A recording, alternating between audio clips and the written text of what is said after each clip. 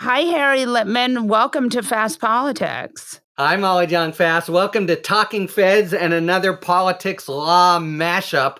I'm looking forward to being educated on some important political questions that kind of escape me. I am looking forward to asking you the question you never get asked. Bring Will 'em on. Donald Trump go to jail? I never get asked that? Never, ever. Certainly not every day. All right, here's a scoop. Here's a scoop on Fast Time with Molly Jong-Fast. I think he will. It's funny because, you and I lived through Watergate. You can imagine some grand resolution of this national nightmare like them that would just get him the hell off the stage and keep him out of jail. But because of these, real obsession with treating everyone alike, I think the chance for that has passed. The chance for someone like, who would it be? Biden or possibly Garland to make that kind of grand resolution as Ford did, or arguably as they did with Agnew. He's now specifically in the stocks in Georgia, where he can't pardon himself, in New York, and not to mention the federal system. And I'll turn this on you pretty soon, but assuming he doesn't get elected. So I actually think the possibility that would have been concrete for him, notwithstanding the bloodlust that many people feel, for him staying out of jail because of the insistence that it be the sort of regular routine process. I think, he can't, a train has started that can't stop. It might be paused. Were he to win the presidency, I think he could make the federal cases stand down, and probably the Supreme Court would put a pause on the state cases, but just a pause now, so it might depend on his longevity. But yeah, I actually think he's going to jail, bad hair and lack of privacy and all. I do. Yeah, I mean, I think clearly the goal here is to beat back these indictments, right? To try to run out the clock, win re-election, and pardon himself, or do whatever he can. Well, okay, although I don't think he can pardon, but it doesn't matter because the federal ones will still be going on. Right. No, I don't think, but he can make him stop. He can just announce to DOJ, stop this. It's still on appeal, but he'll have trouble on the state side. And of course, that's the big if, were he to win. Can it be my turn on that? Yes. So, it's been a time for people who are concerned about his getting the reins again when he's promised basically to impose fascist rule and shred the Constitution, where there are all kinds of nervousness among Biden's supporters. Do you credit the polls that have it as a toss-up at best? And are you I'm not asking your personal view, but your political analysis of, there are a lot of pretty senior voices actually telling Biden this is the time to step aside, let someone else lead the ticket. So how do you sort of handicap the chances of Trump's winning, assuming Biden and he are the matchup? So I'm going to push back on that and say... Oh, no fair. Okay, go ahead. And say, actually, there are not that many voices. And, that they're really... I mean, look, there's a feeling, I think, in the mainstream media, people would like to see a primary. But you never have a primary for an incumbent president. That's not how we do it. So the idea that we're going to have a primary because the guy is old is crazy, okay? Like, you're going to give up incumbency because some people think he's old.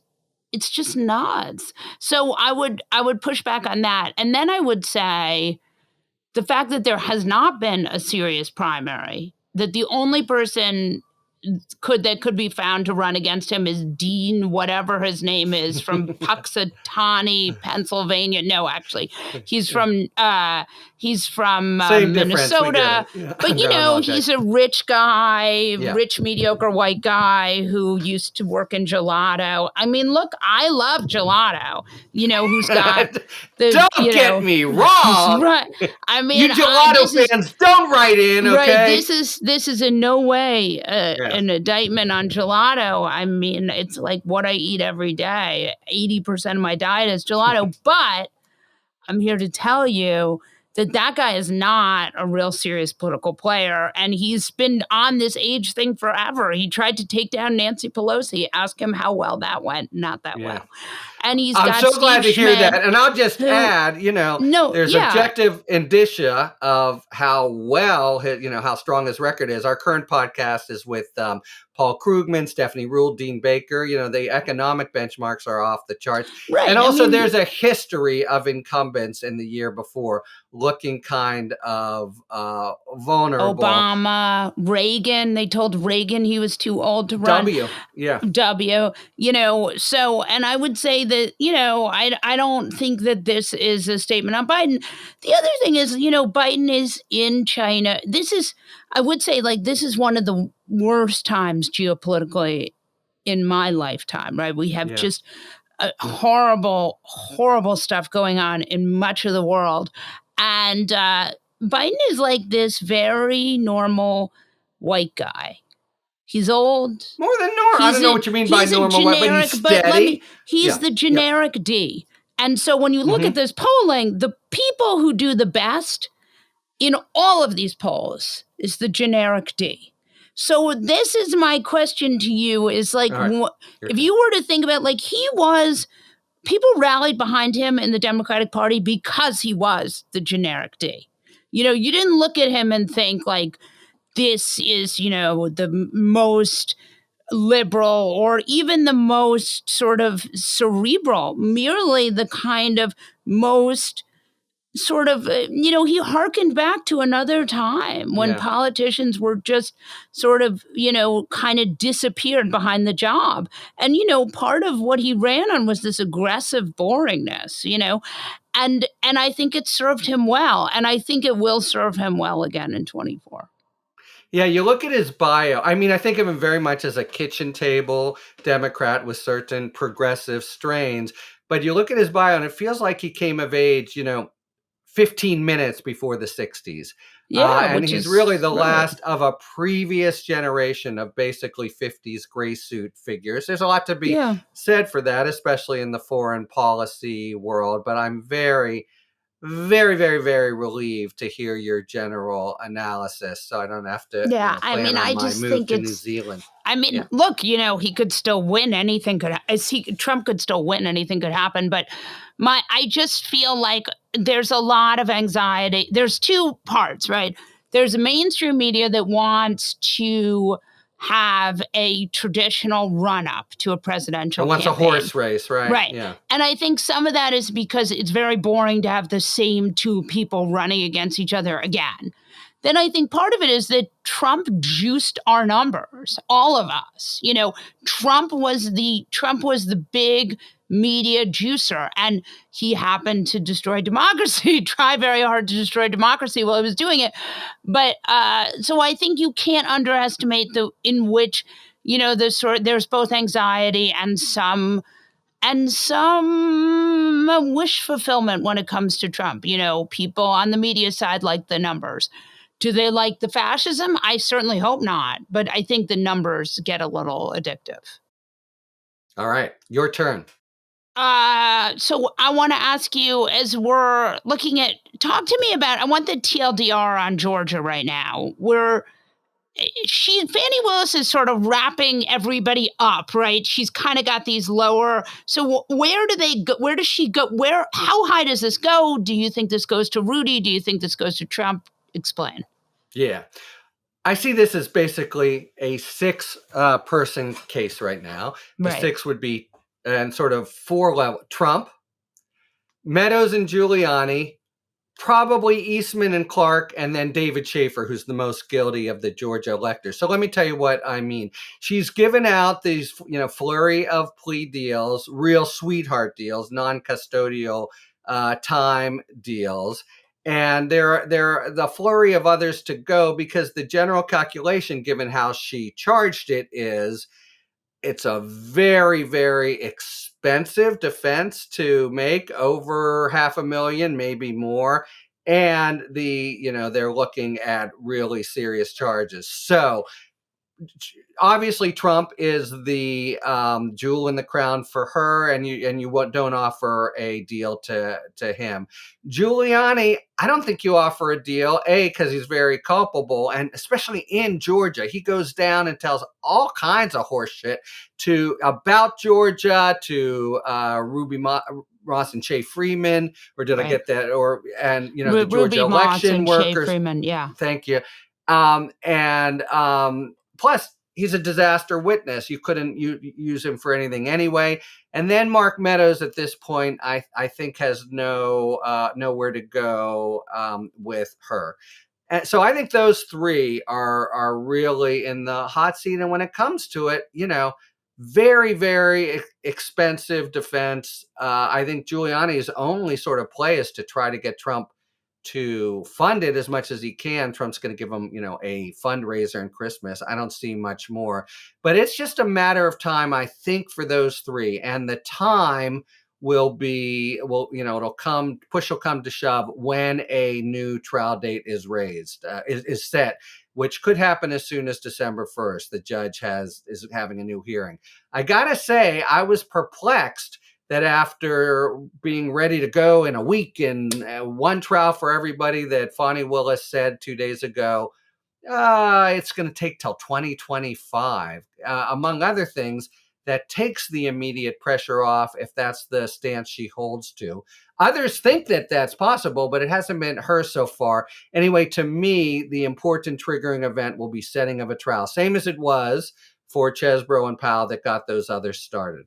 David Schaefer, I think, is toast also, but in a Georgia way. Remember, she's a Georgia elected DA. Right. And so Meadows and Giuliani, and I think you can say Jeff Clark, who, what did he want to do? He wanted to get the DOJ to lie and tell Georgia there was fraud in the Georgia vote. Right. She's, gonna really exact a penalty for that. So I think you'll see the electors plead out. You'll have that kind of package, and the evidence is pretty strong. I think, however, once you get to the Meadows, Giuliani, Trump level, we already know they haven't been offered pleas so far, and there have been overtures to others. I don't think they're gonna be. So whether it's by summer or by, as she says, 2025, I think those three, at a minimum, probably with Schaefer, are sitting for trial. My best guess is Eastman and Clark too, and my best guess, they're going down. But Trump, no. Trump, yes. Why Trump, yes? Because he's guilty, because the evidence against him is very strong, because the people who are going to cooperate, the most valuable thing they can do is evidence against Trump, like Jenna Ellis. We know she's going to provide from a week ago. Now, why no?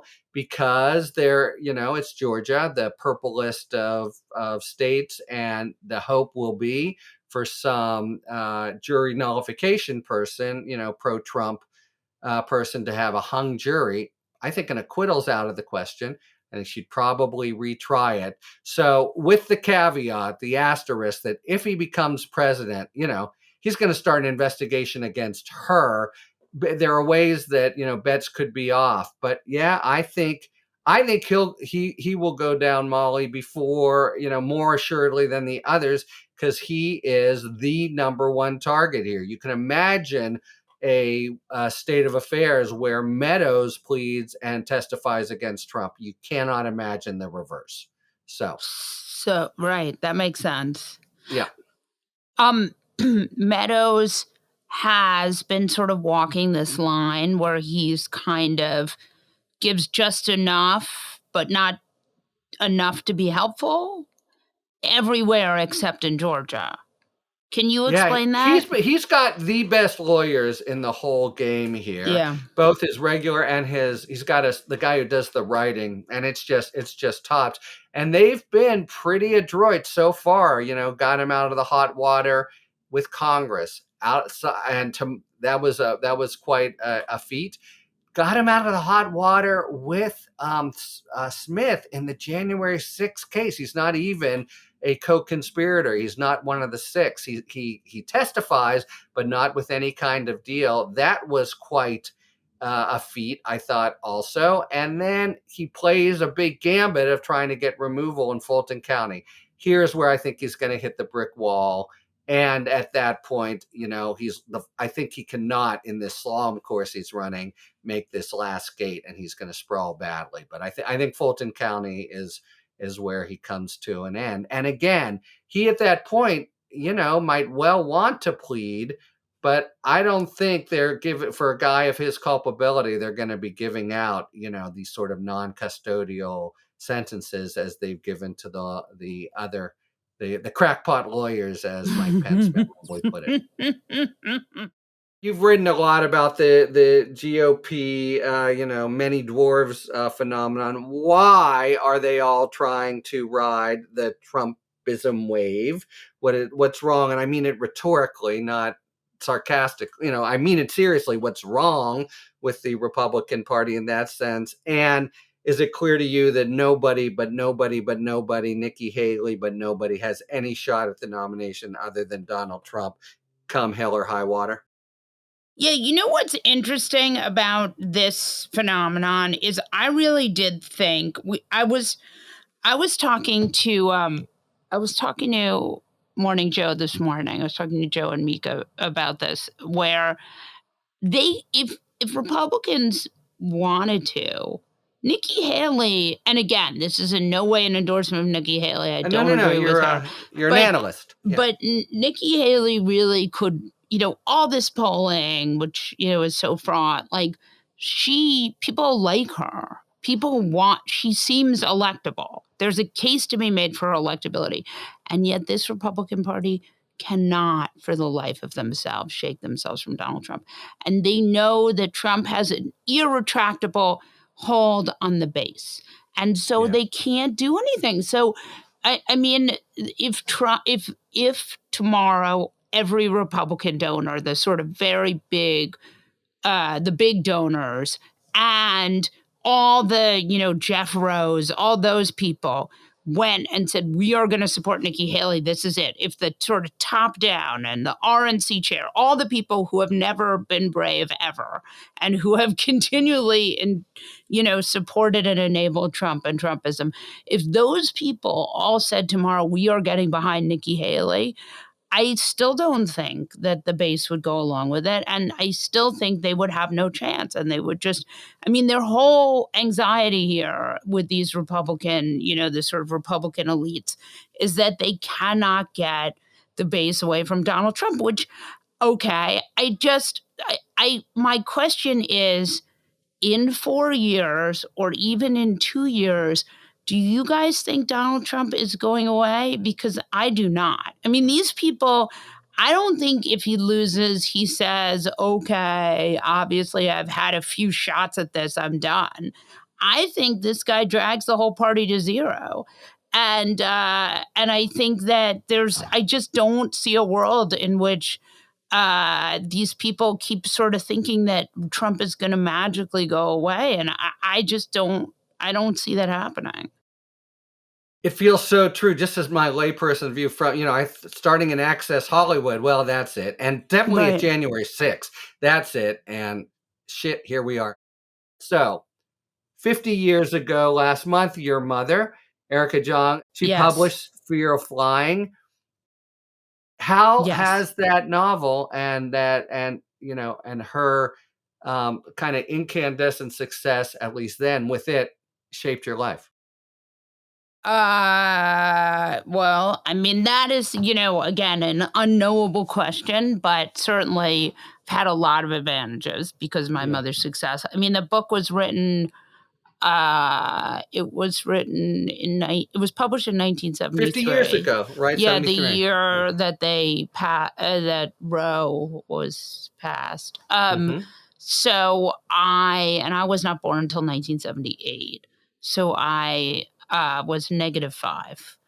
But it certainly, A mere twinkle in your parents' eye.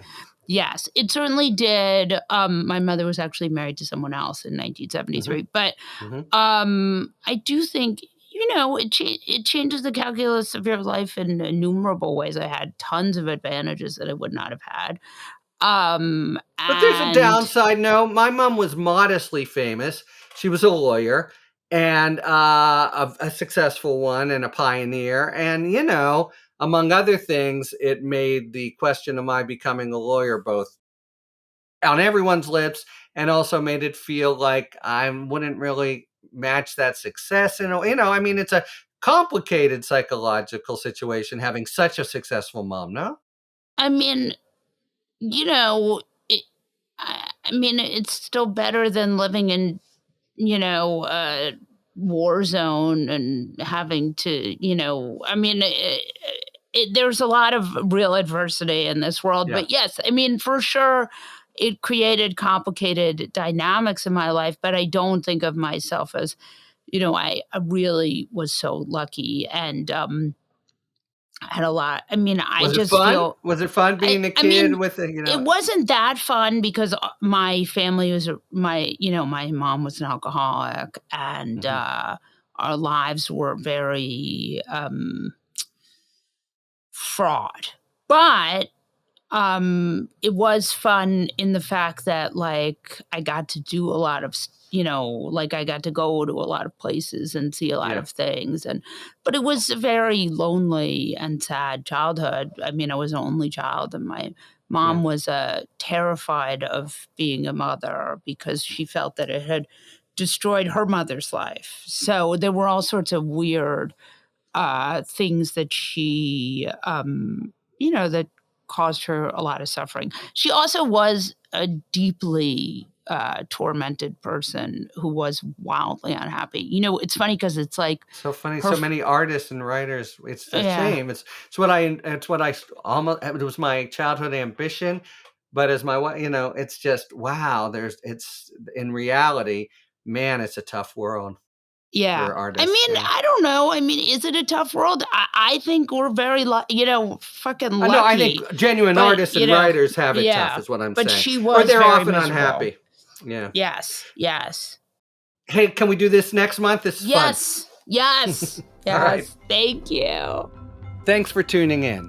If you enjoyed this video and other Talking Feds content, please take a second to like and subscribe. Talk to you later.